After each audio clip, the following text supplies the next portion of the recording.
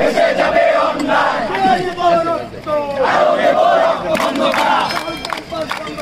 চলবে না চলবে না চলবে না চলবে না ক্যাম্পাস বন্ধ করা অন্যায় দেশে যাবে অন্যায় রক্তের বন্যায় রক্তের বন্যায় দেশে যাবে অন্যায় প্রশাসন জবাব চাই আমার ভাই শহীদ কেন প্রশাসন জবাব চাই পুলিশ কেন বন্ধ করা যাবে না বন্ধ করা যাবে না ডাইরেক্ট অ্যাকশন ডাইরেক্ট অ্যাকশন আরো দেব রক্ত রক্তের বন্যায় দেশে যাবে অন্যায় ওটা নট কাম ব্যাক দেখেন নেন নাই কালকে এটা পুরো ভালো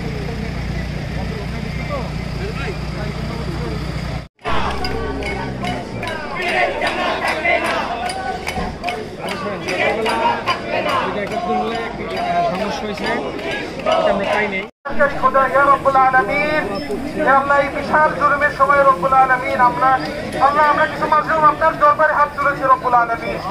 আল্লাহ এই চরম জুলুমের সময়ে রব্বুল আলামিন কিছু ন্যায়ের যোদ্ধা আপনার সামনে উপস্থিত আল্লাহ এই শহীদদের জানাজা নিয়ে রব্বুল আলামিন যাদেরকে আপনি মৃত বলতে নিষেধ করেছেন রব্বুল আলামিন এই তাদের এই মহান জানাজায় আমরা হাত তুলেছি আপনার কাছে হে আল্লাহ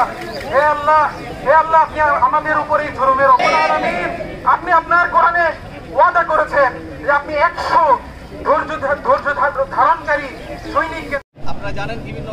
দেশের বাইরে থেকে বিভিন্ন ধরনের তথ্য পাওয়া যাচ্ছে যেগুলো আসলে সত্য নয়, যেগুলো প্রথম থেকে মিথ্যা প্রচারণার মাধ্যমে বিভিন্ন ধরনের তথ্য প্রচার করা হয়েছে, যেগুলোর আদতে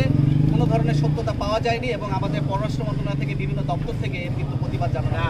এবং দেশের ভিতরেও আমরা যে ধরনের ছবি বা যে ধরনের তথ্যপত্র পাচ্ছি এগুলো বিশ্লেষণ সাপেক্ষ বিষয়, এগুলো বিভিন্ন আমাদের যে গোয়েন্দা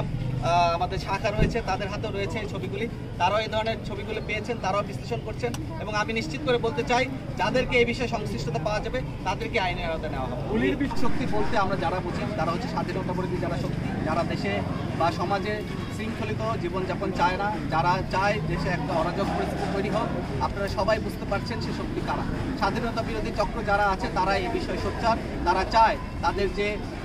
অরাজনৈতিকভাবে বা কাউকে উস্কে দিয়ে বা কারো আবেগকে নিয়ে খেলে তারা যেন তাদের যে উদ্দেশ্য আছে সেটা যেন হাসিল করতে চায় এবং তারাই এই সাধারণ শিক্ষার্থীদের এই আবেগকে নিয়ে খেলছে, তারাই দেশে অরাজক পরিস্থিতি তৈরি করছে এবং তারাই চাচ্ছে দেশে একটা বিশৃঙ্খল পরিবেশ তৈরি হবে। এদের হাতে কিন্তু কোনো ধরনের কোনো লাঠি সোটা কিছু ছিল না বা কারো হাতেই কিন্তু কোনো লাঠি, কিন্তু এই লাঠি সোটা কোথা থেকে আসতো এবং সবাইকেই কিন্তু আত্মরক্ষার জন্য যে কেউ তার আত্মরক্ষার জন্য যে কোনো ধরনের কাজ করতে পারে এবং তার আত্মরক্ষা তার একটা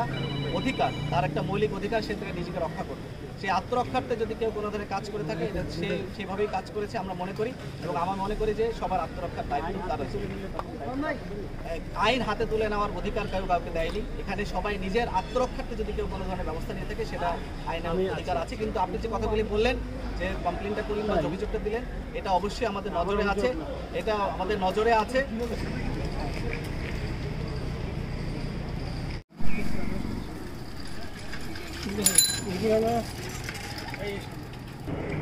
ভিতরের এই সব